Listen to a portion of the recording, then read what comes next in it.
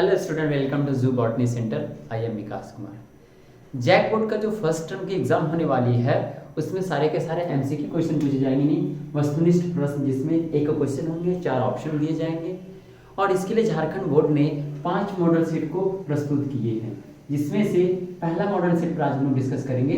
5 model set दिए गए हैं जैक बोर्ड के द्वारा, जिसमें से पहला मॉडल सेट पर आज डिस्कस करेंगे। क्योंकि कुछ गैस पेपर वगैरह से देख रहे थे जिसमें कुछ आंसर की मिस्टेक थे, गलती है हो गए थे इसको आंसर टिक करने में। तो चलिए उस पर हम लोग बात करते हैं कि क्या क्या होंगे, इसका एक सही आंसर क्या होंगे। चलिए पहला बात करते हैं कि मॉडल सेट 1 में, मॉडल सेट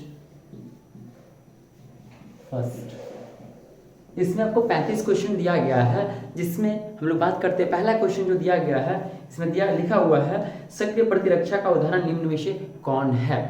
देखिए, सक्रिय प्रतिरक्षा का उदाहरण निम्न में से कौन है। पहले हम लोग समझते हैं कि सक्रिय प्रतिरक्षा कहते किसको है, तब समझेंगे सक्रिय प्रतिरक्षा कहते किसको है।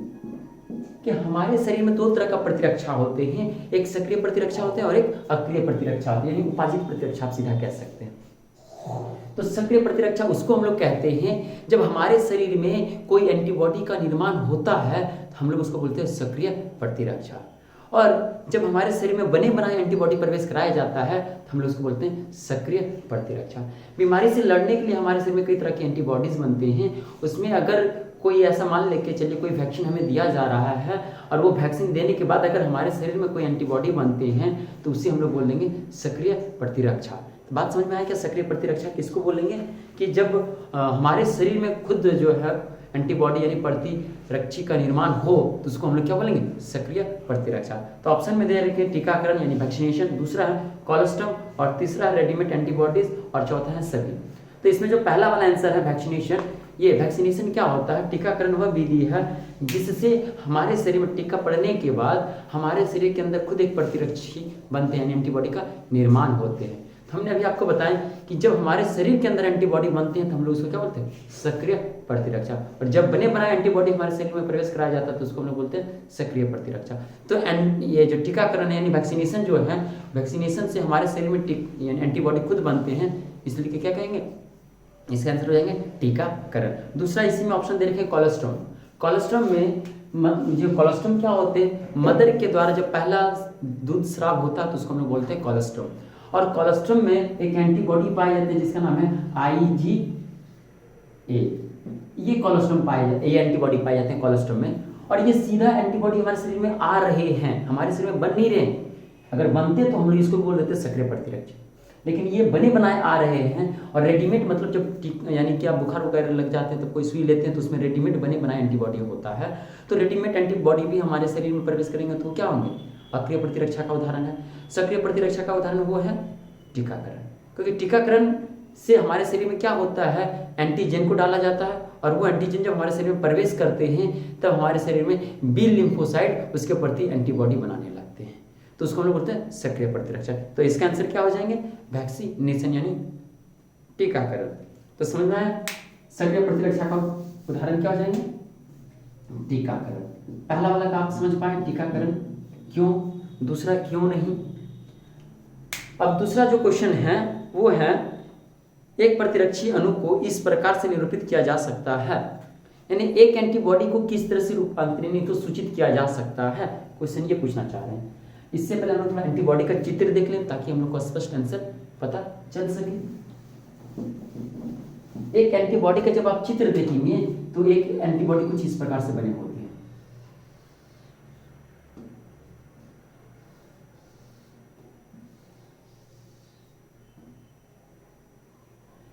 एक एंटीबॉडी में जो है 2 तरह का जो है चेन देखने के लिए मिलता है, या 2 तरह का कड़ी देखने के लिए मिलते हैं। एक होते हैं, देखिए 2 लंबा लंबा है, 2 छोटा छोटा है। जिसमें आप देख रहे हैं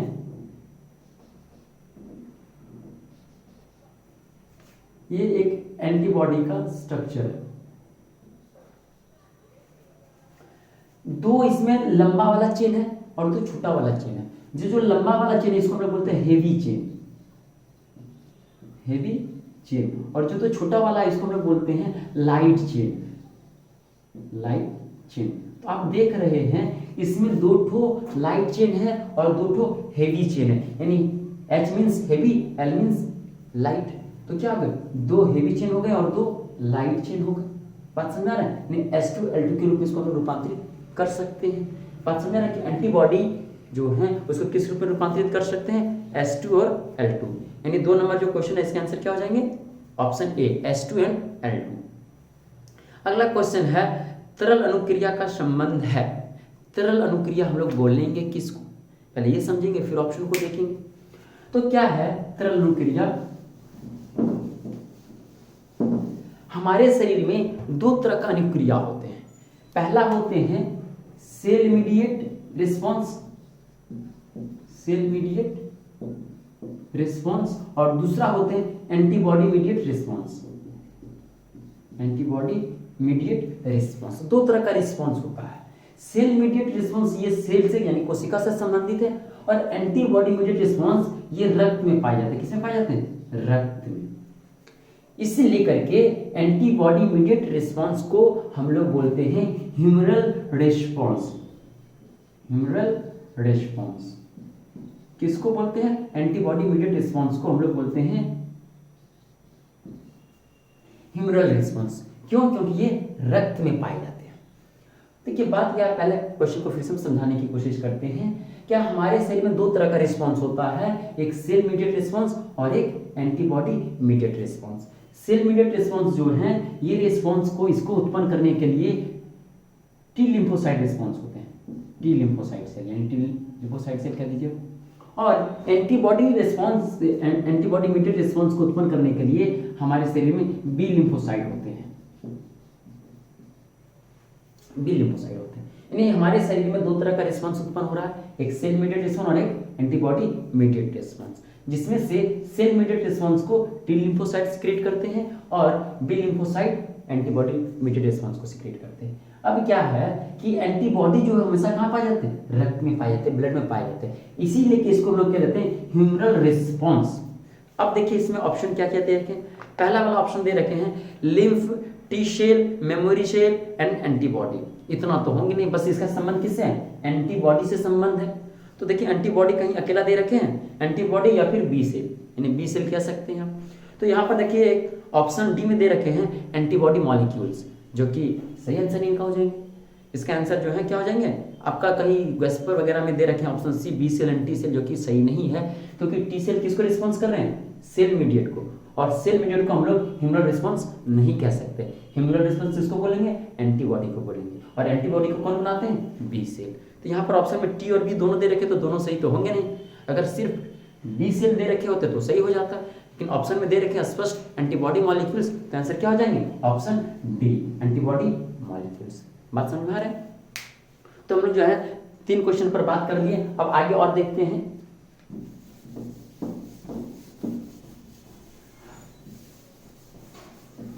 नेक्स्ट क्वेश्चन है question number 4, cell mediate response is associated with, यानी कोशिका मध्यक अनुक्रिया का संबंध है। अभी हमने आपको बताया कि हमारे शरीर में 2 तरह का रिस्पॉन्स होता है, एक सेल मीडिएट रिस्पॉन्स और एक एंटीबॉडी मीडिएट रिस्पॉन्स। तो सेल मीडिएट रिस्पॉन्स को कौन बनाते हैं, टी लिम्फोसाइट, और एंटीबॉडी मीडिएट रिस्पॉन्स को बी लिम्फोसाइट। तो यहाँ पर देखिए ऑप्शन में दे रखे हैं, आप स्पष्ट इसको बना सकते हैं। इसका आंसर क्या हो जाएंगे, ऑप्शन बी टी सेल, यानी टी सेल को हम लोग टी लिम्फोसाइट सेल कह सकते हैं, और वही क्या बनाते हैं, सेल मीडिएट रिस्पॉन्स को। बी सेल किसको बनाते हैं, बी सेल बनाते हैं एंटीबॉडी मीडिएट रिस्पॉन्स को, यानी आप कह सकते हैं उसको हम लोग ह्यूमरल रिस्पॉन्स भी कहते हैं। तो इसका आंसर क्या हो जाएंगे, क्वेश्चन नंबर 4 का answer option A B, sorry option B T cell. चलिए आगे क्वेश्चन देखते हैं। Question number 5, interferon are secreted are. Interferon होता क्या है, पहले ये बात समझते हैं। क्या होता है, जब ये मान लेते हैं हमारे शरीर का एक कोशिका है, जब कोई विषाणु यानी वायरस हमारे सेल पर अटैक करते हैं, तो हमारे सेल के द्वारा एक प्रोटीन का यानी प्रोटीन रसायन का स्राव होता है, जिसका नाम होता है इंटरफेरोन। क्या नाम होता है, इंटरफेरोन। ये इंटरफेरोन क्या करते हैं, ये एक तरह का प्रोटीन का बना होता तरल पदार्थ होता है, ये जाकर के दूसरे सेल को मैसेज करता है, ये इंटरफेरोन जाकर के कि देखिए वायरस का अटैक हो चुका है, आप अपने आप को संभल करके रखिए, नहीं तो आपको भी अटैक कर देगी। तो बात समझ आ रहा है? इंटरफेरोन कौन बना रहे हैं? जब कोई जीवाणु वगैरह का प्रभाव से नहीं बनेगा, किसके प्रभाव से बनेंगे? विषाणु के प्रभाव से। जब विषाणु हमारे सामान्य कोशिका को प्रभावित करते हैं तब हमारे सामान्य कोशिका के द्वारा प्रोटीन स्राव होते हैं, जिसका नाम क्या होता है? इंटरफेरोन। और ये इंटरफेरोन जा करके हमारे शरीर के अन्य सामान्य कोशिका को समझा देते या इतला कर देते हैं या इन्फॉर्मेशन कर देते हैं, कह सकते हैं कि इनको कोई दूसरा वायरस अटैक ना कर जाए, इसलिए इसको इन्फॉर्मेशन मिल जाता है। तो इसका आंसर क्या हो जाएंगे? इसका आंसर हो जाएंगे आपका D number, virus infected cell यानी विषाणु संक्रमित कोशिका। बात समझ में आ रहा है? अगला क्वेश्चन है question number 6, secondary immune response is. जब हमारे शरीर में हमारे प्रतिरक्षा तंत्र में दो तरह का, जब कोई भी एंटीबॉडी बनता है, बनने से पहले हम लोग का टीकाकरण होता है। टीकाकरण जब कराया जाता है ना तो दो तरह का अनुक्रिया होता है।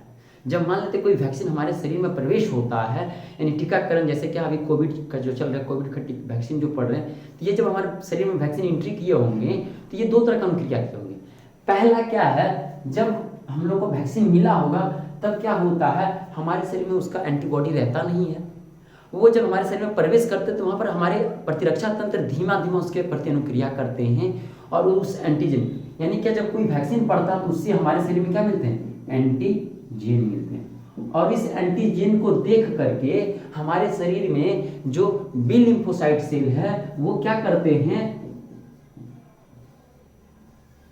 बी लिम्फोसाइट सेल जो है वो एंटीबॉडी को बनाते हैं, यानी एंटीबॉडी क्या है? वायरस जो है एक तरह का हमारे लिए हार्मफुल हो गया, यानी कोविड एक तरह से हमारे लिए खतरनाक हो गई, तो कोविड के प्रति जो है एंटीजन बनाया गया। एंटीजन में क्या होता है? एंटीजन किसी भी जीव का मृत हिस्सा होता है या जीवित हिस्सा होता है, जिससे हमारे शरीर को ज्यादा नुकसान ना पहुंचे। तो कोविड का भी जो वैक्सीन दिया जा रहा है उसमें क्या होंगे? एंटीजन होंगे।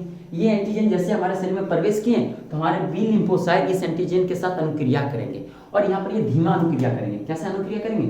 धीमा अनुक्रिया करेंगे। धीमा अनुक्रिया करके ये क्या बना लेंगे? एंटीबॉडी बना लेंगे, यानी सैनिक को ये बना करके तैयार कर लेंगे। अब क्या है, जब दोबारा हमारे शरीर में वायरस आएंगे तो इसके प्रति यहाँ पर सैनिक है लड़ने के लिए, एंटीबॉडी ऑलरेडी है। अब आएंगे लड़ने के लिए तो ये काफी तेजी से उसके रिएक्शन करेंगे, अनुक्रिया काफी तीव्र करेंगे। यानी क्या है, जब ऐसे क्वेश्चन कह रहे थे सेकेंडरी इम्यून रिस्पॉन्स यानी द्वितीय इम्यून रिस्पॉन्स, ये प्राथमिक इम्यून रिस्पॉन्स हुआ जब एंटीजन हमारे शरीर में प्रवेश कराया गया तो वहां पर धीमा अनुक्रिया होगा, जिसको हम लोग बोलते हैं प्राथमिक अनुक्रिया। इसको हम लोग बोलेंगे प्राथमिक अनुक्रिया, जिसकी मदद से क्या बन गए? एंटीबॉडी बन गए। अब जब विषाणु हमारे शरीर में डायरेक्ट प्रवेश करेंगे तब क्या करेंगे? ये एंटीबॉडी इसके साथ तीव्र अनुक्रिया करेंगे, जिसको हम लोग कहते हैं द्वितीय रिस्पॉन्स यानी द्वितीय अनुक्रिया। बात समझ में आ रहा है? ये प्राथमिक अनुक्रिया द्वितीय अनुक्रिया क्या हुई? जब हमारे शरीर में एंटीजन को प्रवेश कराया जाता है तब हमारे शरीर में जो बी लिम्फोसाइट सेल होते हैं वो क्या करते हैं? उसके साथ धीमा प्रक्रिया करते हैं, अनुक्रिया करते हैं, जिसको हम लोग बोलते हैं प्राथमिक अनुक्रिया। और प्राथमिक अनुक्रिया होने के पश्चात हमारे शरीर में उस एंटीजन के प्रति क्या बन जाते हैं? एंटीबॉडी बन जाते हैं। जब एंटीबॉडी हमारे शरीर में बन जाते हैं तब अगर कोई विषाणु अगर या कोई भी जीवाणु या परजीवी कह सकते हैं जिसके प्रति हमारे शरीर में एंटीबॉडी बन गए हैं, वो अगर प्रवेश करेंगे तो ये एंटीबॉडी उससे तीव्र अनुक्रिया करेंगे, जिसको हम लोग बोलते हैं द्वितीय अनुक्रिया। तो आप समझ में आ रहे हैं? यहाँ पर क्वेश्चन पूछा गया द्वितीय अनुक्रिया, द्वितीय प्रतिरक्षण अनुक्रिया होता है तो द्वितीय वाला क्या होते हैं? काफी तीव्र होते हैं। प्राथमिक वाला धीमा होते हैं और द्वितीय वाला काफी तीव्र होते हैं। बात समझ में आ रहा है? तो इसका आंसर क्या हो जाएगा? द्वितीय वाला का ऑप्शन बी, फास्टर यानी तीव्र। बात समझ में आ रहा है? अगला क्वेश्चन देखते हैं। इनेट इम्यूनिटी मीन्स यानी सहज प्रतिरक्षा से क्या तात्पर्य है? हमारे शरीर में दो तरह का प्रतिरक्षा होते हैं, एक होती है सहज प्रतिरक्षा और एक होते हैं उपार्जित प्रतिरक्षा, यानी सहज इनेट और एक होगा इनेट और एक होते हैं एक्वायर्ड। इनेट को हम लोग बोलते हैं सहज और एक्वायर्ड को हिंदी में हम लोग बोलते हैं उपार्जित। उपार्जित ये दो तरह के प्रतिरक्षा हमारे शरीर में होते हैं। इनेट का मतलब क्या होता है? वे प्रतिरक्षा जो जन्म से ही उपस्थित हो, जैसे हमारे शरीर में त्वचा जन्म से ही उपस्थित है और ये क्या कर रहे हैं? एक तरह का प्रतिरक्षा का काम कर रहे हैं कि विषाणु वगैरह को हमारे शरीर में प्रवेश करने से रोक रहे हैं। तो वे प्रतिरक्षा जो जन्म से ही उपस्थित होंगे हमारे शरीर में उसको क्या बोलेंगे? सहज प्रतिरक्षा। और ये किसी के लिए विशेष नहीं होंगे, ये सबके लिए एकदम सामान्य होंगे। और उपार्जित प्रतिरक्षा नहीं, वे प्रतिरक्षा जो जन्म के बाद हम लोग टीकाकरण से या किसी अन्य माध्यम के द्वारा हमारे शरीर में उत्पन्न होते हैं, तो उसको हम क्या बोलते हैं? एक्वायर्ड इम्यूनिटी यानी उपार्जित प्रतिरक्षा। बात समझ आ रही है?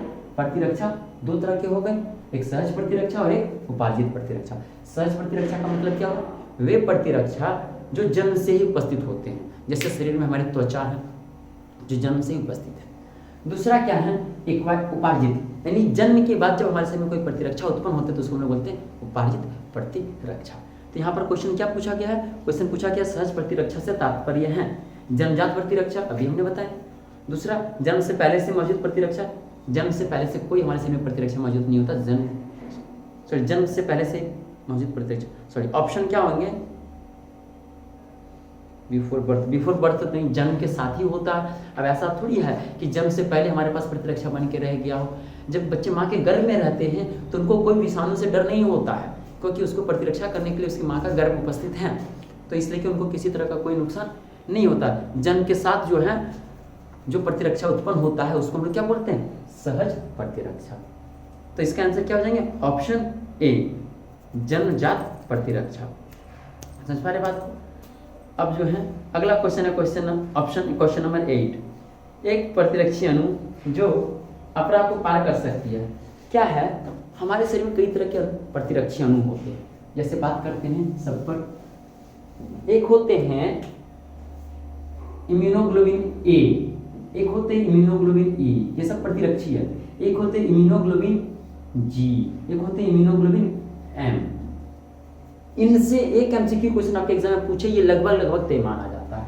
इम्यूनोग्लोबिन ए जो है ये क्या होता है? ये कोलेस्ट्रॉल में उपस्थित होता है, यानी मदर के द्वारा जब पहला मिल्क स्राव होता है तो उसमें कोलेस्ट्रॉल पाए जाते हैं और वो उसके में एक एंटीबॉडी होता है जिसका नाम होता है एंटीबॉडी ए।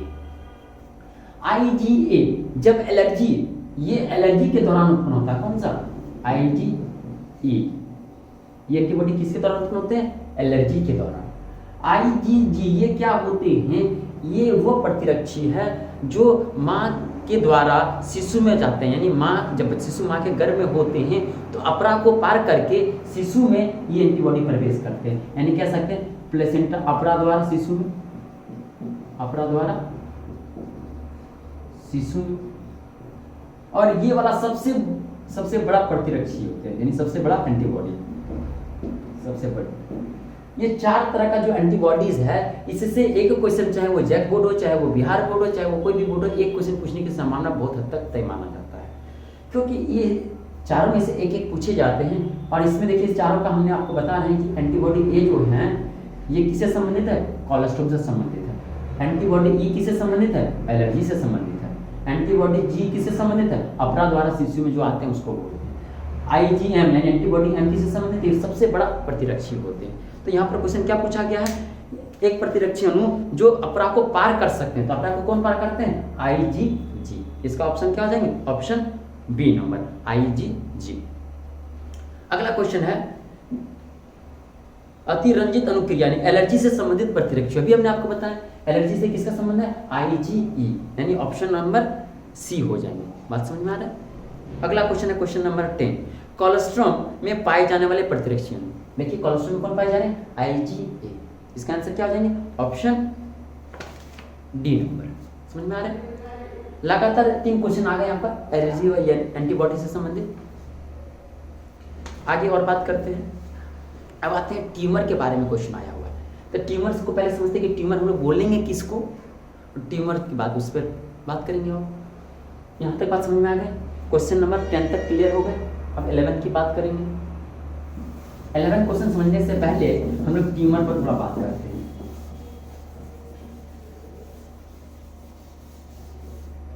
हमारे सामान्य कोशिका के पास एक विशेष प्रकार का गुण होता है जिसको हम लोग कहते हैं संस्पर्श संदमन।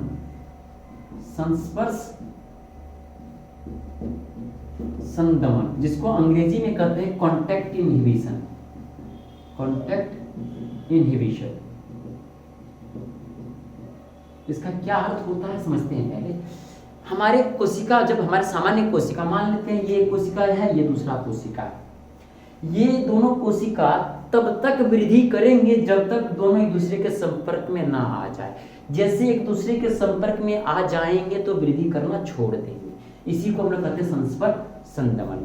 यानी एक कोशिका दूसरे कोशिका के संपर्क में आ जाएंगे तो वो अपना वृद्धि करना, अपने आकार को बढ़ाना बंद कर देंगे। इसी को हम लोग क्या कहते हैं? संस्पर्श संदमन। और ये गुण हमारे सामान्य कोशिका में पाए जाते हैं, सामान्य कोशिका में पाए जाते हैं। लेकिन कई बार क्या होता है, जब ये गुण समाप्त हो जाते हैं हमारी कोशिका में, तो वो कोशिका, जैसे मान के चलिए दो कोशिका है, दोनों में संस्पर्श संदमन का गुण उपस्थित है, जैसे ये दोनों एक दूसरे के संपर्क में आएंगे वृद्धि करना छोड़ देंगे। अब मान के चलिए कि इसका संस्पर्श संदमन का गुण समाप्त हो गया, लेकिन इसका है, ये जैसे इसके संपर्क में आएंगे ये वृद्धि करना छोड़ देंगे, लेकिन ये वृद्धि करना तो छोड़ेंगे नहीं। इससे क्या होगा कि इनका कार्य को प्रभावित होंगे, ये काम सही से नहीं कर पाएंगे। कैंसर में यही होता है। तो बात समझ आ रहा है क्या? इसी को हम क्या बोल देंगे? जिस कोशिका में संस्पर्श संदमन का गुण समाप्त हो जाता है वो कोशिका कहलाता है ट्यूमर कोशिका, यानी उसको हम कहते हैं अर्बुद कोशिका। बात समझ में आ गई? अर्बुद किसको बोलेंगे? वे कोशिका जिस कोशिका में संस्पर्श संदमन का गुण समाप्त हो जाता है उसको हम लोग कहते हैं अर्बुद कोशिका। अर्बुद, उसके बाद संस्पर्श संदमन का मतलब क्या होते हैं?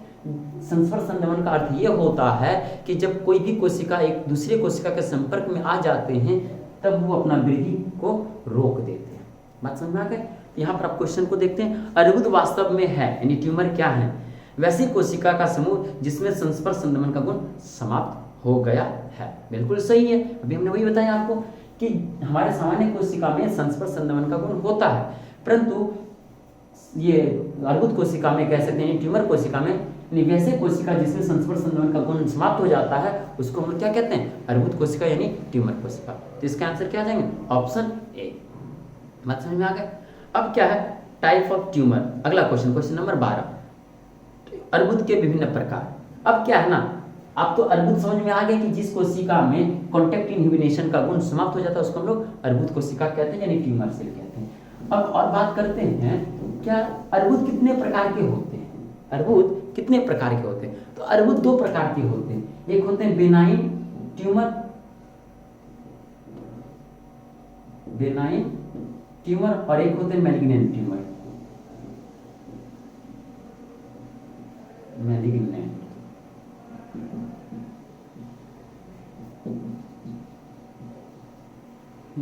ये इसको बोलते हैं हम लोग, इसको बोलते हैं, इसको बोलते हैं दुर्दम, दुर्दम अर्बुद हिंदी में,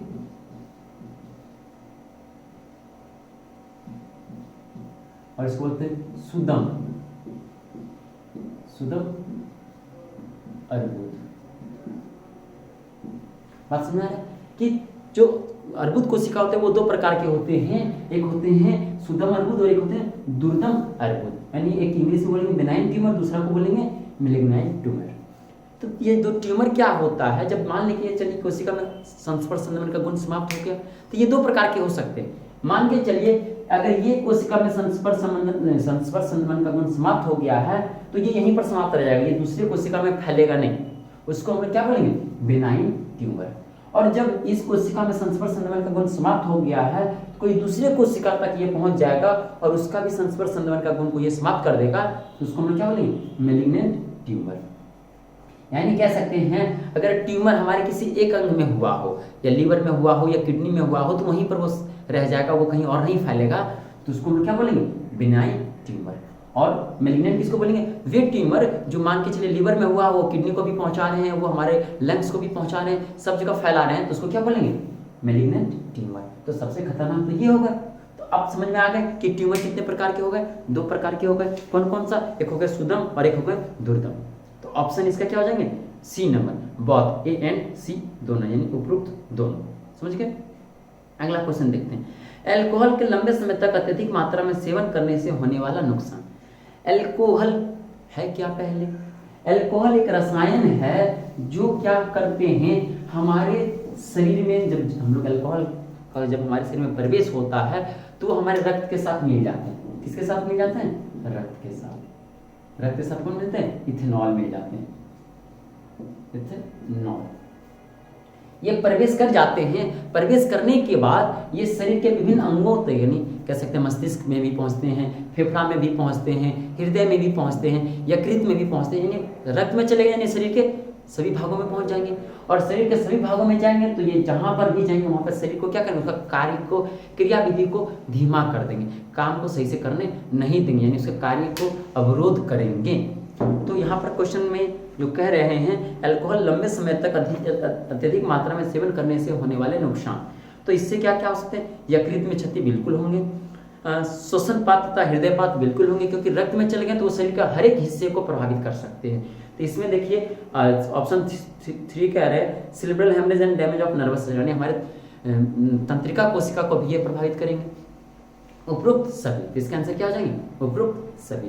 अल्कोहल जब हमारे रक्त में प्रवेश करते हैं तो वो हमारे शरीर के सभी भागों में पहुंच जाते हैं, जिससे वो हमारे शरीर के सभी हिस्सों को प्रभावित करते हैं। तो इसका आंसर क्या हो जाएंगे, ऑल ऑफ द एबव, यानी उपरोक्त सभी। क्वेश्चन नंबर 13 का इनमें से सभी, यानी ऑप्शन डी। चलिए, ELISA is based on the principle. ELISA एक जांच होता है, एलिसा टेस्ट से हम लोग जो है ना एड्स का पता लगाते हैं। एड्स एक बहुत घातक बीमारी है, रोग नहीं, ये बीमारी नहीं कहते, इसको हम लोग कहते हैं सिंड्रोम। ये एक बहुत घातक सिंड्रोम है जिसका जांच करने के लिए हम लोग एलिसा टेस्ट करते हैं, एलिसा टेस्ट करते हैं। और एलिसा टेस्ट जो है वो एंटीजन और एंटीबॉडी पर आधारित है, एंटीजन और एंटीबॉडी इस पर आधारित है, एंटीजन और एंटीबॉडी पर आधारित है। तो इसका आंसर क्या हो जाएंगे, option A number, antigen and antibody reaction. यहां तक क्लियर हो गया। 14 number. 15 number question, Widal test is associated with, यानी विडाल परीक्षण का संबंध निम्न में से किस रोग से है। विडाल टेस्ट जो है किसके लिए कराते हैं, विडाल परीक्षण हमारे लोगों को जो जीवाणु के द्वारा बीमारी होता है हम लोगों को, जिसका नाम है टाइफाइड। और इसका पता लगाने के लिए, ये सामान्यतः ये जो रोग होते हैं प्रदूषित जल और भोजन का सेवन करने से होता है, और ये जीवाणु से होता है। ये जीवाणु का पता लगाने के लिए हम लोग जो जांच करते हैं उसका जांच का नाम होता है विडाल परीक्षण या विडाल टेस्ट। इसका आंसर क्या हो जाएंगे, ऑप्शन विडाल टेस्ट के लिए ऑप्शन डी, यानी टाइफाइड। यहां तक बात समझ में आ गई। क्वेश्चन नंबर 15 क्लियर हो गए, विडाल टेस्ट आंसर हो जाएंगे। चलिए क्वेश्चन नंबर टाइफाइड आंसर हो जाएंगे। Question number 16, DNA fingerprinting work on the principle. DNA fingerprinting जो है वो डीएनए पॉलीमॉर्फिज्म, यानी क्या है, डीएनए फिंगरप्रिंटिंग एक ऐसा विधि है जिसके द्वारा हम एक व्यक्ति से दूसरे व्यक्ति में विभिन्नता का भी पता लगा सकते हैं। दूसरा, क्या अगर कहीं पर कोई क्राइम किए हैं तो उस क्राइम को किसने किए हैं ये भी पता लगाया जा सकता है। अगर कोई बच्चा कहते हैं कि वो हमारे माता पिता है, अब वो है या नहीं है ये पता लगाने के लिए भी हम लोग डीएनए फिंगरप्रिंटिंग कराते हैं। डीएनए फिंगरप्रिंटिंग का जो आधार होता है वो होता है डीएनए पॉलीमॉर्फिज्म। कौन सा होता है, डीएनए पॉलीमॉर्फिज्म। इसका क्या अर्थ हुआ, जितने भी मानव है इस दुनिया में सबका लगभग 99.9% का जो डीएनए का सीक्वेंस होता है वो समान होता है। फर्क होता है 0.1%, और यही प्रतिशत से डीएनए फिंगरप्रिंटिंग होता है, जिसको हम क्या कहते हैं, डीएनए पॉलीमॉर्फिज्म। बात समझ में आ रहा है। जितने भी इस दुनिया में मानव हैं सबका लगभग 99.9% डीएनए यानी जीन आप कह सकते हैं सारा समान है। फर्क कहाँ पर है, 0.1% पर। और यही बेस्ड माना जाता है किसका, डीएनए फिंगरप्रिंटिंग का, जो एक व्यक्ति से दूसरे व्यक्ति को भिन्नता कर पाते हैं। समझ पाए। इसका आंसर क्या हो जाएंगे, इसका आंसर हो जाएंगे DNA fingerprinting option B, DNA polymorphism यानी डीएनए बहुविविधता पर। चलिए अगला क्वेश्चन है, the term codon is associated with. शब्द कोडोन निम्न में से किससे संबंधित है। कोडोन मतलब क्या है, डीएनए सूचना भेजते। आपको पता है कोशिका में डीएनए होते हैं और डीएनए के पास सूचना होता है। वो जो सूचना भेजते हैं ना वो एमआरएनए के फॉर्म यानी आरएनए के फॉर्म में भेजते हैं। और आरएनए 3 तरह के होते हैं, एक होते हैं एमआरएनए, एक होते हैं टीआरएनए और एक होते हैं आरआरएनए। आरआरएनए प्रोटीन का निर्माण करने में योगदान देते हैं। टीआरएनए अमीनो अम्ल को प्रोटीन बनाने के लिए लाया जाता है उसको सक्रिय करके, और mRNA के पास सूचना होता है, इसके पास सूचना होता है। सूचना किस फॉर्म में होता है? कॉर्ड के फॉर्म में होता है, कॉर्ड के फॉर्म में होता है। तो यहाँ पर कह रहे हैं कोडोन किससे संबंधित है, तो इसका आंसर हो जाएंगे mRNA यानी ऑप्शन बी। आगे चलते हैं क्वेश्चन नंबर 18। इनिशिएशन कोड ने AUG codes for which of the following amino acid. प्रारंभिक कोड AUG निम्न में से किस अमीनो अम्ल के लिए कोड है। देखिए आप लोग को शायद बहुत पता होगा कि जब अमीनो अम्ल का हमारे शरीर में टोटल 20 तरह के अमीनो अम्ल होते हैं। कितने तरह के होते हैं? 20 प्रकार के अमीनो अम्ल होते हैं, अमीनो एसिड होते हैं। और इस अमीनो एसिड को कोड करने वाला 64 जेनेटिक कोड होते हैं, यानी आनुवंशिक कोड होते हैं। कितना होते हैं? 64। टोटल कितने प्रकार के अमीनो अम्ल है? 20 प्रकार के। और इसको यानी कोड करने वाले यानी इसका मैसेज को ले जाने वाला कितने प्रकार के होते हैं? 64 प्रकार के होते हैं। इसमें से दो होते हैं प्रारंभिक कोडोन, दो होते हैं प्रारंभिक, और 3 होते हैं अंत कोडोन यानी टर्मिनेशन कोडोन, अंत कोडोन। बात समझ में आ रहा है? 2 होते हैं ये 64 जो कोड है ना, 64 कोड करते हैं किसके लिए? 20 अमीनो एसिड के लिए करते हैं, जिसमें से इस 64 में से 2 ऐसा होते हैं जो प्रारंभिक कोडोन के रूप में काम करते हैं और 3 जो है अंत कोडोन के रूप में काम करते हैं। तो प्रारंभिक कोडोन जो होते हैं वो होते हैं AUG या फिर GUG। ज्यादातर में AUG होते हैं, जब AUG नहीं होते हैं तब GUG होते हैं। और ये दोनों जो हैं जिस अमीनो अम्ल को कोड करते हैं उस अमीनो अम्ल का नाम होता है मिथाइनिन, मिथाइनिन। ये दोनों जो कोड हैं जिस अमीनो अम्ल के लिए कोड करते हैं उसका नाम क्या है? मिथाइनिन। अब क्वेश्चन को देखते हैं। क्वेश्चन कहते हैं क्या? Initiation code and AUG code for which of the following amino acid. प्रारंभिक कोड AUG निम्न में से किस अमीनो अम्ल को कोड के लिए कोड है? तो इसका आंसर क्या हो जाएगा? Methionine, option D. समझ में आ रहा है? अगला चलते हैं। The total number of amino acid are. Amino अम्ल की कुल संख्या कितनी होती है? अभी हमने बताई हमारे एक कोशिका में अमीनो अम्ल की संख्या कितना होते हैं? 20। तो इसका आंसर क्या हो जाएंगे? 20, ऑप्शन डी। अब अगला बात करते हैं क्वेश्चन नंबर 20 पर। The process of replication proceed in the direction of. प्रतिकृतियन की प्रक्रिया निम्न में से किस दिशा में होती है? अब क्या होता है रेप्लिकेशन? आप लोग सेंट्रल डोग्मा का नाम सुने होंगे, केंद्रीय डोग्मा जिसको हिंदी में बोलते हैं। सेंट्रल डोग्मा में 3 घटना घटते हैं। क्या होता है? DNA, RNA और प्रोटीन। पहले हम लोग केंद्रीय डोग्मा को समझते हैं, इससे कई क्वेश्चन सॉल्व होता है। जब DNA से DNA बनता है इसको हम लोग बोलते हैं रेप्लिकेशन, और जब DNA से RNA बनता है तो हम लोग इसको बोलते हैं ट्रांसक्रिप्शन,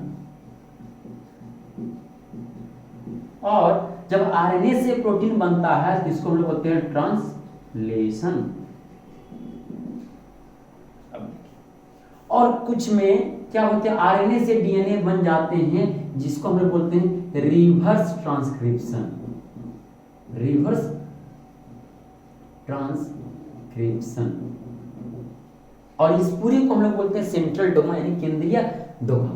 बात समझ में आ रहा है? DNA से DNA जब बनेंगे तो उसको क्या बोलेंगे? रेप्लिकेशन। DNA से RNA बनेंगे तो ट्रांसक्रिप्शन, और RNA से जब प्रोटीन बनेंगे तो ट्रांसलेशन। और कुछ में क्या होते हैं? RNA से DNA बन जाते हैं जिसको हम बोलते हैं रिवर्स ट्रांसक्रिप्शन। और इस पूरे घटना को हम लोग बोल देते हैं सेंट्रल डोग्मा यानी केंद्रीय डोग्मा। अब आते हैं क्वेश्चन पर। क्वेश्चन कहते हैं synthesis of DNA molecules from RNA molecules, synthesis of DNA molecule नहीं, उससे क्वेश्चन नंबर 20 मिस्टेक हो गया। The process of replication proceed in the direction of. प्रतिकृतियन की प्रक्रिया निम्न में से किस दिशा में होती है? अब क्या है ना कि DNA से जब DNA बनते हैं तो इसमें एक एंजाइम भाग लेते हैं जिस एंजाइम का नाम होता है DNA पॉलीमरेज, DNA पॉलीमरेज। और जब DNA से RNA बनते हैं यानी ट्रांसक्रिप्शन की जो प्रोसेस होता है इसमें भी एक एंजाइम भाग लेते हैं जिसका नाम होता है RNA polymerase, RNA polymerase. DNA polymerase इसका काम करने का हमेशा एक दिशा होता है जिसका दिशा होता है 5 प्राइम से 3'। आरएनए पॉलीमरेज का भी काम करने का दिशा सेम होता है, समझ रहे? तो बात यहां पर क्या हो गया, डीएनए पॉलीमरेज क्या हो गया, ये डीएनए का 2 कड़ी होता है, ये मान लेते डीएनए का स्ट्रैंड है, थोड़ा सा समझ लेते इसको भी। एक होता है 3 प्राइम से 5 प्राइम और एक होता है 5 प्राइम से 3 प्राइम। तो डीएनए पॉलीमरेज किस दिशा में काम करेंगे, हमेशा 5 प्राइम से 3 प्राइम पर काम करेंगे। और डीएनए पॉलीमरेज किसके लिए आवश्यक है, रेप्लिकेशन के लिए। तो अब क्वेश्चन को देखते हैं कि प्रतिकृतियन की प्रक्रिया निम्न में से किस दिशा में होता है, तो 5 प्राइम से 3 प्राइम की दिशा में होता है। बात समझ में आ गए? इसका आंसर क्या हो जाएंगे, ऑप्शन ए। अगला है question number 21, synthesis of DNA molecule from RNA molecule is termed as. RNA अणु से डीएनए अणु का निर्माण क्रिया निम्न में से प्रक्रिया किस नाम से जानी जाती है। देखिए क्वेश्चन यहाँ पर क्या करें, आरएनए से डीएनए बनना है, किससे, आरएनए से डीएनए बनना है, क्या बोलेंगे, रिवर्स ट्रांसक्रिप्शन। देखिए ऑप्शन में है रिवर्स ट्रांसक्रिप्शन, यानी ऑप्शन नंबर बी। समझ आ रहा है? इसका आंसर क्या हो जाएगा, option B reverse transcription, question number 21 का बी। चलिए 22 पर बात करते हैं, in which phase of interphase the process of DNA replication takes place. Interphase के किस अवस्था में डीएनए का प्रतिकृतियन संपन्न होता है। देखिए कोशिका चक्र, जो एक कोशिका चक्र होता है, क्लास 11 में आप लोग शायद पढ़ेंगे कोशिका चक्र, जिनका 2 अवस्था होते हैं, एक होते हैं इंटरफेज और एक होते हैं डिवीजन फेज। इंटरफेज और डिवीजन फेज। इंटरफेज का 3 अवस्था होते हैं, G1, S और G2, जिसमें डीएनए का रेप्लिकेशन होता है S अवस्था में। किस अवस्था में होते हैं, S अवस्था में होते हैं। तो इसका आंसर क्या हो जाएंगे, S फेज, ऑप्शन ए, 22 का ऑप्शन ए। अगला क्वेश्चन है question number 23, the phenomena of incomplete dominance is observed in. अपूर्ण प्रभाविता का उदाहरण निम्न में से किसमें देखने को मिलता है। आप समझते हैं अपूर्ण प्रभाविता किसको कहते हैं, अपूर्ण प्रभाविता बोलेंगे किसको, उसको मिटाते हैं कुछ।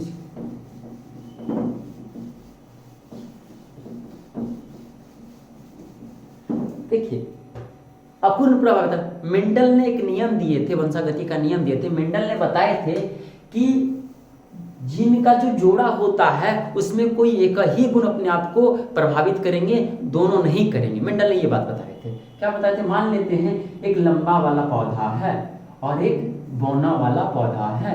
लंबा वाला पौधा के पास जो जीन है वो है कैपिटल टी, और बौना वाला के पास जो जीन है वो स्मॉल टी। जब ये युग्मक बनाएंगे तो युग्मक हमेशा अगुणित होते हैं, तो दोनों में से कोई एक आएंगे, कोई दिक्कत नहीं है।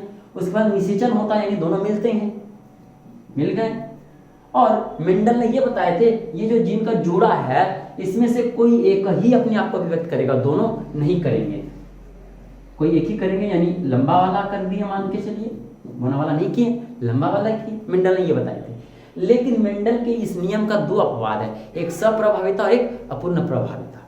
सप्रभाविता किसको कहते हैं, अगर ये दोनों अपने आप को प्रभावित करते एक साथ तो इसको बोलते हैं सप्रभाविता। और दोनों मिलकर के कोई भी पूरी तरह से प्रभावित नहीं होता। जैसे आप देखते होंगे गाय बकरी वगैरह देखते होंगे जिसमें चितकबरा रंग आपको देखने के मिलेंगे, कि जो है बकरी या गाय है, मवेशी मान लेते गाय है, जिसका पूरा बॉडी सफेद है और बीच बीच में काला रंग का धब्बा है, उसको हम लोग बोलते हैं सप्रभाविता।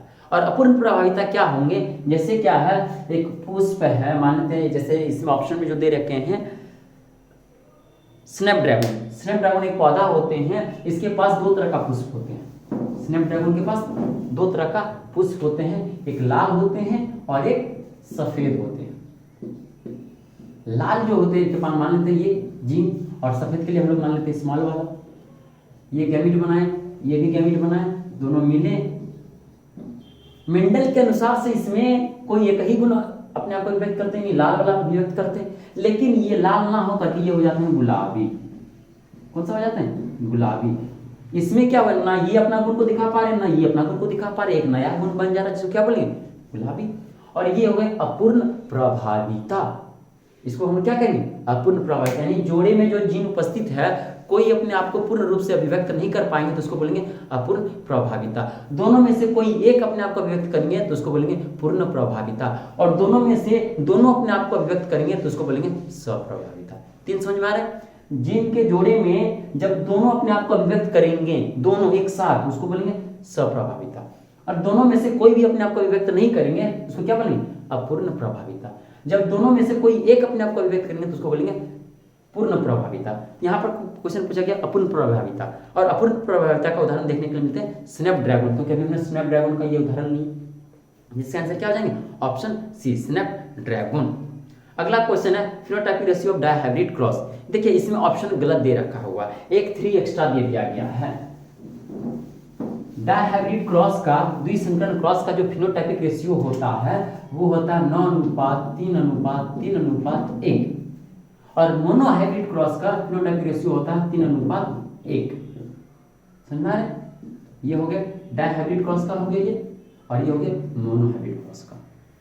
तो आपके ये मॉडल सेट में जो ऑप्शन दे रखे एक तो 3 एक्स्ट्रा दे दिए जो कि गलत है, उसको आप लोग गलत कर लेंगे।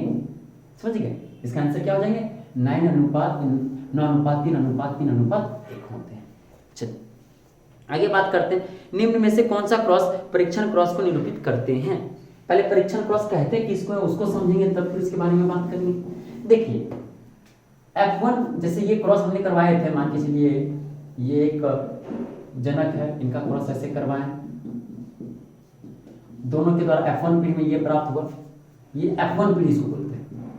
जब इस F1 पीढ़ी का क्रॉस सिर्फ अप्रभावी, इसको बोलते हैं अप्रभावी, इसको बोलते हैं प्रभावी, जब इसका क्रॉस सिर्फ इसके साथ होगा इसको हम लोग बोलते हैं टेस्ट क्रॉस, परीक्षण क्रॉस, टेस्ट क्रॉस। और इनका क्रॉस इन दोनों में से किसी से भी करा दें तो उसको हम लोग बोलेंगे बैक क्रॉस, बैक क्रॉस। तो यहां पर कह रहे हैं परीक्षण, टेस्ट क्रॉस को हम लोग हिंदी में बोलते हैं परीक्षण क्रॉस। तो परीक्षण क्रॉस कौन सा होता है, capital T small t into small t small, यानी ये वाला हो जाएगा। देखिए ऑप्शन में ये दे रखे हैं, तो ये ऑप्शन में आपका दे रखे हैं, ऑप्शन नंबर डी में दे रखे हैं ये वाला। इसका आंसर क्या हो जाएंगे डी। टेस्ट क्रॉस समझ में आया कि F1 पीढ़ी का क्रॉस जब अप्रभावी जनक से करवाते हैं तब उसको हम लोग कहते हैं टेस्ट क्रॉस, और ये हो गया इसका, समझ में आ गया, यानी कोई ऑप्शन नंबर डी। चलिए क्वेश्चन नंबर 26 प्लियोट्रॉपिज। पहले प्लियोट्रॉपिज समझते हैं फिर इस क्वेश्चन को देखेंगे। प्लियोट्रॉपिज का मतलब होता क्या है? प्लियोट्रॉपिज हम लोग उसको बोलते हैं जैसे क्या होता है हमारे शरीर में एक जीन हमारे गुण के लिए जिम्मेवार है, एक ये जीन है, मान लेते हैं ये एक जीन है। जब ये एक सामान्यतः ये एक गुण को निरूपित करेंगे, यस उसको निर्धारित करेंगे। कई बार ऐसा होता है एक जीन कई गुण को निर्धारित करने लगते हैं, कई गुण को निर्धारित करने लगते हैं। इस घटना को हम लोग बोलते हैं प्लियोट्रॉपी या प्लियोट्रॉपिज, प्लियोट्रॉपिज। समझ में आ रहा है? क्या होते हैं जब एक जीन एक से अधिक गुण को निरूपित करने लगेंगे तो उसको क्या बोलेंगे प्लियोट्रॉपिज। बात समझ आ रहा है? प्लियोट्रॉपिज किसको बोलेंगे? जब एक सामान्यतः एक जीन एक गुण को निरूपित करते हैं, लेकिन जब एक जीन एक से अधिक गुण को निरूपित करेंगे तो उसको क्या बोलेंगे प्लियोट्रॉपिज। आप देखते हैं क्वेश्चन में, प्लियोट्रॉपिज एक ऐसी परिघटना है जिसमें एक जीन एक गुण को नियंत्रित करते हैं, नहीं ये तो सामान्य होते हैं। एक से अधिक जीन एक गुण को नियंत्रित करते हैं, नहीं ये भी नहीं होंगे। ऑप्शन सी एक से अधिक जीन एक से अधिक गुणों को नियंत्रित करते हैं, ये भी नहीं। ऑप्शन डी एक जीन एक से अधिक गुणों को नियंत्रित करते हैं, ऑप्शन डी एक जीन एक से अधिक गुणों को नियंत्रित करते हैं। समझ में आ गया?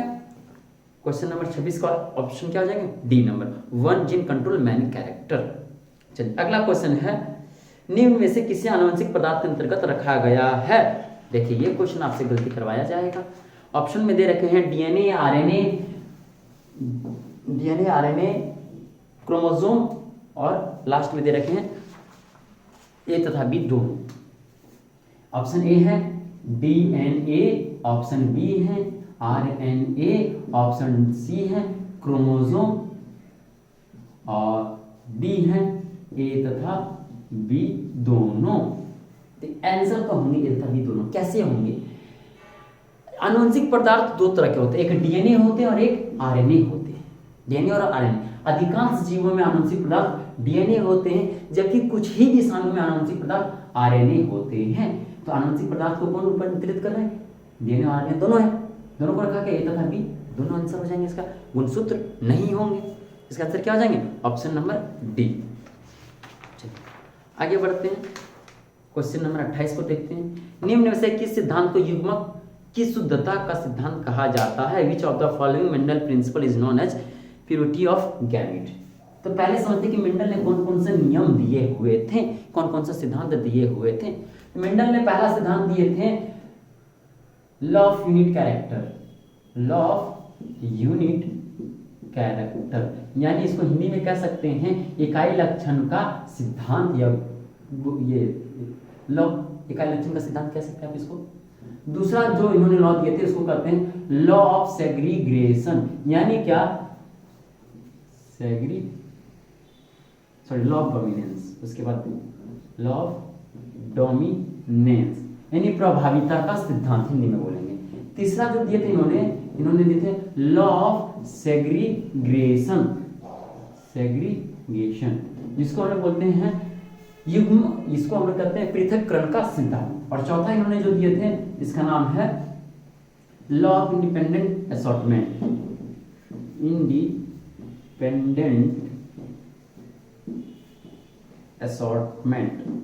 जिसको हम लोग हिंदी में कहते हैं स्वतंत्र, हिंदी अभी याद नहीं आ रहा है, इंडिपेंडेंट असॉर्टमेंट हिंदी नाम याद नहीं आ रहा है। तो ये मेंडल ने ये चार सिद्धांत को दिए थे। पहला था लॉ ऑफ यूनिट कैरेक्टर, जिसको हिंदी में बोलते हैं इकाई लक्षण का सिद्धांत। तो दूसरा उन्होंने दिया था लॉ ऑफ डोमिनेंस, प्रभाविता का सिद्धांत। और तीसरा दिया था लॉ ऑफ सेग्रीगेशन यानी पृथक्करण का सिद्धांत। चौथा वाला क्या दिया था, इसका हिंदी नाम याद नहीं है, बट इंग्लिश नाम क्या, लॉ ऑफ इंडिपेंडेंट असॉर्टमेंट। तो चारों के बारे में बात करते हैं कौन कौन है। लॉ ऑफ यूनिट कैरेक्टर में मेंडल ने ये बताए थे कि एक जीन जो है ये एक ही गुण को निरूपित करेंगे, मेंडल ने ये बात कही थी इसमें, जो कि कई जगह गलत भी हो गई। अगला है लॉ ऑफ डोमिनेंस, इसमें मेंडल ने बताए थे कि जीन का जो जोड़ा है इसमें से या तो ये प्रभावित होंगे या तो ये प्रभावित होंगे, दोनों एक साथ प्रभावित नहीं होंगे। इसका भी अपवाद हम लोग पढ़े अपन प्रभाविता में और सप्रभाविता में। लॉ ऑफ सेग्रीगेशन में मेंडल ने ये बात बताए थे जीन का जो जोड़ा है ये अपने जीवन काल में कभी ना कभी अलग होंगे, और ये पूरी तरह से सही है। इसी को हम लोग कहते हैं युग्मक शुद्धता का सिद्धांत। किसको बोलते हैं, लॉ ऑफ सेग्रीगेशन यानी पृथक्करण का सिद्धांत। अब देखते हैं इसमें ऑप्शन में क्या दे रखे हैं। लॉ ऑफ सेग्रीगेशन विसंयोजन का नियम, इसको कहते हैं यहाँ पर प्रभाविता का नियम, स्वतंत्र अपव्यूहन का नियम, बहुत शुद्ध हिंदी दे दिए। और ऑप्शन डी है बी तथा सी केवल। तो इसका आंसर क्या हो जाएंगे, सिर्फ ए नंबर, लॉ ऑफ सेग्रीगेशन, इसको हिंदी में कहते हैं पृथक्करण का सिद्धांत। समझ में आ गए। तो इसका आंसर क्या हो जाएंगे, ऑप्शन नंबर ए। चलिए क्वेश्चन नंबर 29 को देखते हैं। अपरा के द्वारा स्रावित हार्मोन निम्न में से कौन है। देखिए यहाँ पर गलती कर दी है इन्होंने ऑप्शन देने में। पहले समझते कि अपरा कौन कौन सा हार्मोन को स्रावित करते हैं। अपरा जो है ना 4 तरह का हार्मोन को स्रावित करते हैं। एक होगा एस्ट्रोजन, प्रोजेस्टेरोन, और क्या होगा, एस्ट्रोजन, प्रोजेस्टेरोन, HPL और HCG। ये 4 तरह का हार्मोन को स्रावित करते हैं अपरा। समझिए कौन कौन सा, एस्ट्रोजन, प्रोजेस्टेरोन, HPL और HCG। अब देखते हैं ऑप्शन। एस्ट्रोजन, प्रोजेस्टेरोन सही है। रिलैक्सिन को स्रावित करते हैं अंडाशय यानी ओवरी। कौन स्राव करते हैं, अंडाशय यानी ओवरी। इसके द्वारा कौन कौन सा होता है, अंडाशय के द्वारा भी एस्ट्रोजन और प्रोजेस्टेरोन स्रावित होते हैं, और साथ में क्या, रिलैक्सिन। बात समझ आ रहा है, यानी अंडाशय में भी एस्ट्रोजन, प्रोजेस्टेरोन बनते हैं और रिलैक्सिन बनते हैं। अपरा में क्या क्या बनते हैं, एस्ट्रोजन, प्रोजेस्टेरोन, HPL और HCG। अब यहाँ पर ऑप्शन देखिए क्या दे रखे हैं, एस्ट्रोजन तथा progesterone option A, option B में रिलैक्सिन, ऑप्शन सी में HCG और ऑप्शन डी देते हैं ऑल ऑफ द एबव। तो इसका एग्जैक्ट अगर इस ऑप्शन के अकॉर्डिंग हम आंसर को देखेंगे तो इसका आंसर हो जाएंगे HCG, जो कि देखिए अंडाशय भी एस्ट्रोजन, प्रोजेस्टेरोन को स्राव करते हैं और अपरा भी करते हैं। दोनों अपरा रिलैक्सिन को स्रावित नहीं करते जबकि अंडाशय करते हैं। अपरा HPL और HCG को स्रावित करते हैं जो कि अंडाशय नहीं करते हैं। तो इन दोनों को चुनना उचित नहीं होगा क्योंकि ये अंडाशय के द्वारा भी स्रावित हो रहे हैं, लेकिन ये जो HCG है और HPL जो है ये दोनों सिर्फ किसी के द्वारा होते हैं, अपरा के द्वारा होते हैं सब, और किसी के द्वारा नहीं बनते हैं। और रिलैक्सिन सिर्फ अंडाशय के द्वारा बनते हैं और किसी से नहीं बनते हैं। तो यहाँ पर क्या आंसर हो जाएगा इसका? Option number C, HCG। अगर रिलैक्सिन की जगह पर वो HPL ऑप्शन दे देंगे तब आ जाएंगे इनमें से सभी। बात समझ में आ रही है? अपराग के द्वारा ये 4 हार्मोन बनते हैं, एस्ट्रोजन, प्रोजेस्टेरोन, HPL और HCG, और अंडाशय के द्वारा एस्ट्रोजन, प्रोजेस्टेरोन और रिलैक्सिन बनते हैं। तो रिलैक्सिन तो ऑप्शन में आएंगे नहीं, इसका एग्जैक्ट आंसर क्या जाएंगे? HCG। ये तो दोनों के लिए कॉमन है, अपराग के लिए भी है और अंडाशय के लिए भी है। तो समझ गए 29 नंबर का ऑप्शन सी। चलिए question number 30, DNA double helix model of DNA was given by. Double helix model of DNA was given by, यानी क्या रहा है क्वेश्चन, DNA का जो संरचना द्विकुंडलित होते हैं इसके लिए जो मॉडल दिया गया था डबल हेलिक्स मॉडल, इस मॉडल को किसने दिए थे? तो इस मॉडल को दो व्यक्ति ने मिलकर के दिए थे, एक दिए थे वाटसन तथा क्रिक ने मिलकर के दिए थे। समझ गए? किसने थे? वाटसन तथा क्रिक। तो इसका आंसर आप टिक कर सकते हैं, क्या हो जाएंगे? वाटसन तथा क्रिक, ऑप्शन नंबर डी। चलिए question number 31, infective stage of malaria parasite is. Malaria परजीवी का संक्रामक अवस्था निम्न में से कौन है? मलेरिया के लिए जो परजीवी होते हैं उस परजीवी का नाम है प्लाज्मोडियम। क्या नाम है? प्लाज्मोडियम। और ये प्लाज्मोडियम का एक अवस्था होता है जिसका नाम है स्पोरोजोइट। क्या नाम है? स्पोरोजोइट्स। और ये जब हमारे शरीर में प्रवेश करते हैं तभी जाके मलेरिया उत्पन्न होते हैं। तो इसका आंसर क्या हो जाएंगे? स्पोरोजोइट। ऑप्शन में देखिए, option number B, sporozoite. Question number 32, the sexual stage of malarial parasite is complete in. Malaria परजीवी का लैंगिक चरण निम्न में से किसमें पूर्ण होता है? ये जो प्लाज्मोडियम है ये 2 जगह पर अपना जीवन को पूर्ण करते हैं। एक तो इसके लिए आते हैं मानव और दूसरा आते हैं मच्छर। दूसरा कौन होते हैं? मच्छर। मच्छर में ये लैंगिक जनन करते हैं। मच्छर में ये क्या करते हैं? लैंगिक जनन करते हैं। और मानव में ये अलैंगिक जनन करते हैं। तो अब आप समझ में आ गए, आंसर टिक कर सकते हैं, क्या हो जाएंगे? मलेरिया परजीवी का लैंगिक चरण किसमें होते हैं? मच्छर में होते हैं। ऑप्शन क्या हो जाएगा इसका? Option A. अगला question number 33, any substance that can cause cancer is called. वैसे पदार्थ जो कैंसर उत्पन्न कर सकते हैं कहलाते हैं। कैंसर को उत्पन्न करने वाले जो पदार्थ होते हैं, कैंसर को जो उत्पन्न करने वाले पदार्थ होते हैं, चाहे वो जीन हो, चाहे वो कोई विषाणु हो, या हमारे कॉन्टैक्ट इन्हिबिशन का गुण समाप्त हो जाए, कोई भी पदार्थ हो जो हमारे शरीर में कैंसर उत्पन्न करते हैं उसको हम लोग बोलते हैं कार्सिनोजेन। कार्सिनोजेन। और वो जीन जो कैंसर उत्पन्न करते हैं हम लोग उसको बोलते हैं ऑन्कोजीन। ऑन्कोजीन। तो यहाँ पर क्या कह रहे हैं, क्वेश्चन दिए वैसे पदार्थ जो कैंसर उत्पन्न करते हैं, जीन का तो जिक्र नहीं किया, सभी पदार्थ का जिक्र किए हैं। तो इसका आंसर क्या देंगे? Option A, carcinogen. इंग्लिश में कार्सिनोजेन, इंग्लिश में, हिंदी में बोलेंगे कैंसरजन। समझा गया? Option A. 34 नंबर बात करते हैं, इनमें से कौन जल द्वारा परागित नहीं होता है? Which of the following is not a pollinated plant, water pollinated plant. Option दिया वेलेस्नेरिया, हाइड्रिला, जूस्टर और वाटर लिली। इसका आंसर हो जाएंगे वाटर लिली। वाटर लिली जल के अंदर नहीं होते, बाकी बात ये जो तीनों ऑप्शन दे रखे वो जल के अंदर होते हैं, तो इसमें परागण जल की मदद से होगा। लेकिन वाटर लिली क्या होते हैं? जल के, जिसे मान लीजिए जल के सतह है तो वाटर लिली इसके ऊपर में होता है। तो यहाँ पर तो फूल है, यहाँ पर मान लेते हैं नर वाला है, ये मादा वाला है, तो यहाँ से यहाँ जल तो यहीं पर जा रहा है ना, यहाँ तक तो जल नहीं पहुँच पा रहे, तो यहाँ पर कीट की मदद से परागण होंगे। किसकी मदद से होंगे? कीट की मदद से, जल के द्वारा परागण नहीं होंगे। Option D, water lily. Last question है इस सेट का, non sticky pollen grain are characteristic features of. चिपचिपाहट रहित परागकण किसकी विशेषता है? चिपचिपाहट रहित, इसका मतलब क्या हुआ कि वे परागकण जो कहीं चिपकिएगा नहीं, ये किसकी विशेषता है?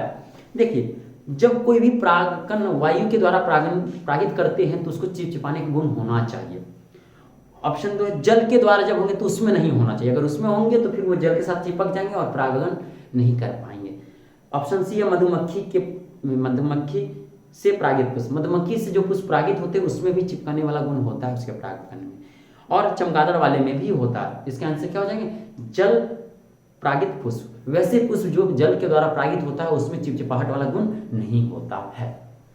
तो यहाँ पर आपका सेट 1 समाप्त हो गए, और अगर इसे सेट 1 को समझने में कहीं किसी तरह का दिक्कत होता हो तो आप जो है इस चैनल पर मैसेज, ऐसे इस वीडियो पर मैसेज करके पूछ सकते हैं कहीं किसी तरह का कोई डाउट हो। और इसका अगला सेट यानी सेट नंबर 2 अगले संडे को अपलोड होगी। इस संडे को सेट 1 अपलोड हुए, अगले संडे को सेट 2 अपलोड होगी। चलिए, वीडियो अगर अच्छा लगे तो लाइक सब्सक्राइब कीजिएगा।